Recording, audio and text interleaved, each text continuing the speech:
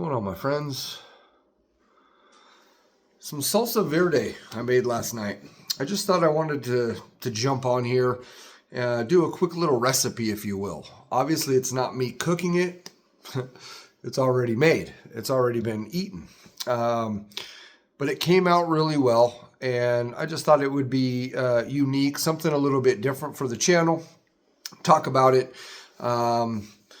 Someday I may get to a cooking portion of this channel. It seems like a lot of work. And now I'm not opposed to work, right? But, anyway. So Salsa Verde. I crafted this last night just for a particular dish I was eating. So I used it last night on lamb chop ribs. And then just over a bed of white rice and salsa verde.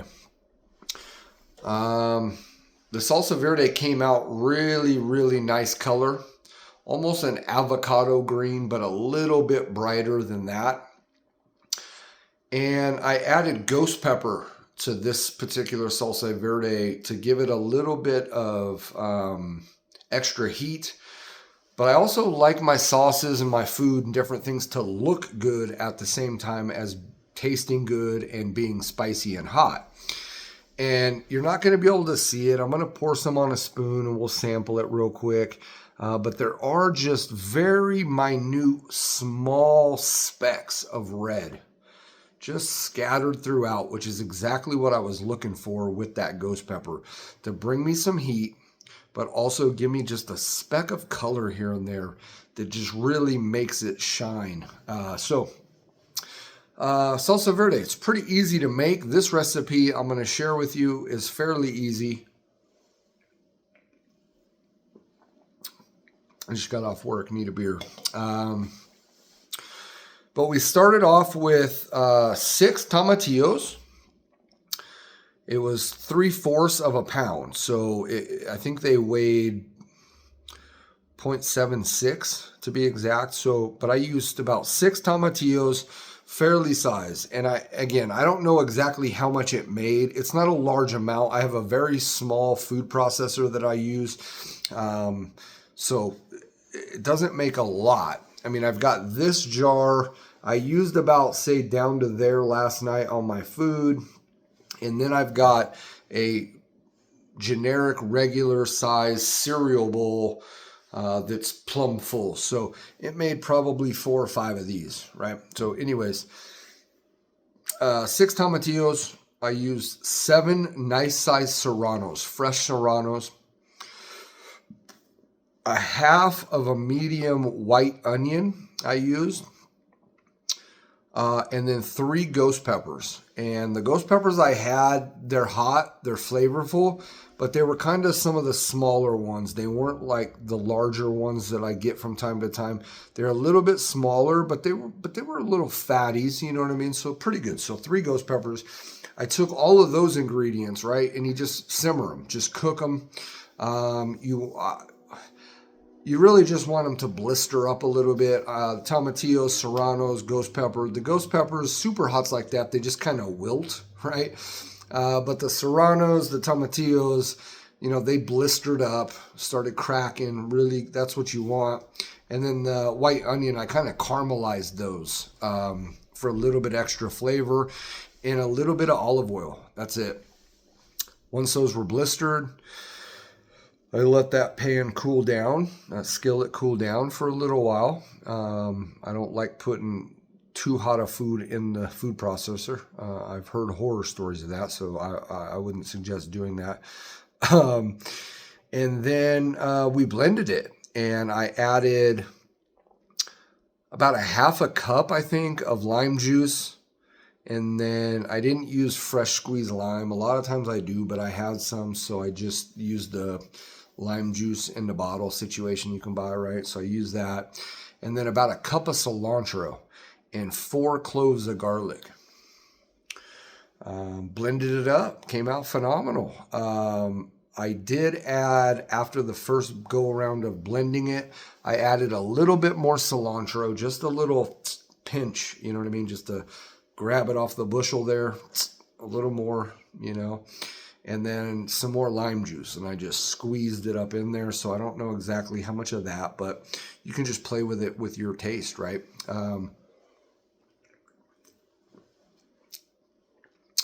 Overall, it's phenomenal. Good color. Exactly what I wanted as far as the thickness, the color.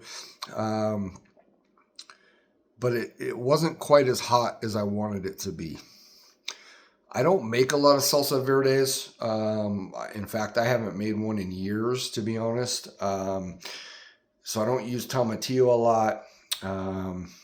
But that tomatillo really takes over as far as, in my opinion, kind of doling down that heat, because 7 serranos, 3 ghost peppers should have made this pretty spicy. And it is, but I wanted it a little bit more, but it was suitable, and I'll enjoy the rest of it. But if you want yours chili head hot and you want a little extra, I don't know what else you add to that, maybe a different super hot instead of a ghost pepper, but I'm a huge fan of ghost pepper because I think the flavor of a ghost pepper blends really well with like a salsa verde that has like a little bit of that soury, sweet lime kind of note to it. So anyways, there you have it. Let's try a little bit. See if I can show you some on a spoon or something. Again, it comes out of a bottle, so it's almost a sauce as well. I blended the shit out of this. Okay, so it comes out really nice. You can see lots of bits of flakes in there. Hold on, that's going to spill. So you can see it's got a runniness to it. But you're not going to be able to see any of those little red flakes because they're very minute. But if you're looking down on it, see, I don't see any in this spoonful. Oh, there's one. Yeah, it's there. But you can see the bits of cilantro.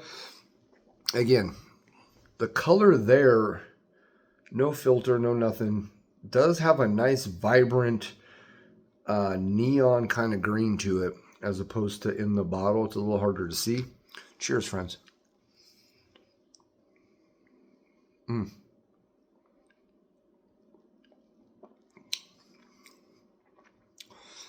I guess what you could do also, well, that's hotter than I remember. It's got a good heat. Wow. Okay. When I cook, I start getting a little crazy and start doing just, I was cooking the lamb, cooking the rice. I made the sauce, doing different things. I'm snacking a little bit as I go. Who doesn't? I'm also drinking a little bit as I go. Because I haven't had anything spicy today. In fact, I haven't had anything to eat today since 5 this morning. I ate a bowl of cereal like I always do. Oh, I ate a banana at 11 this afternoon for a midday snack. That's all I've had. It's now 4:45 in the afternoon, in the evening, whatever you want to call it. So I haven't had anything spicy on the palate today, as opposed to yesterday, right? I was testing the sauce, so it's always different. And that's the other reason I like making these videos sometimes as well, is because that sauce, it does hit a little bit different the next day because I was tasting it and doing everything. So this actually does have a good heat to it. But it doesn't linger too long with me. I can still feel it a little bit in the cheeks, mostly on this side, a little bit on the tip of the tongue. It's fresh, it's herbaceous, has a beautiful color. It's exactly what I wanted, so I'm happy with that. Let's try one more spoon. Again, I blended it really well because I do like chunky salsa, but I was really going for more of just a green sauce in terms of salsa verde. And I got into an argument a long time ago with a friend of mine. Not even an argument. A Hispanic friend of mine. I've shared this on this channel before. The difference between hot sauce and salsa and the way, but again, you can see bits and pieces in there. It came out really, really nice. Mm. See, it is kind of chunky on the palate, but not like full-size tomato, full-size onion style chunky. But it's not, it's watery a little bit, but it's not super thin. Anyways, I got into a discussion with a, my friend. He happened to be, he happens to be Hispanic. And I was telling him, no, salsa is like that jarred shit you get at the grocery store with chunks and this and that, right?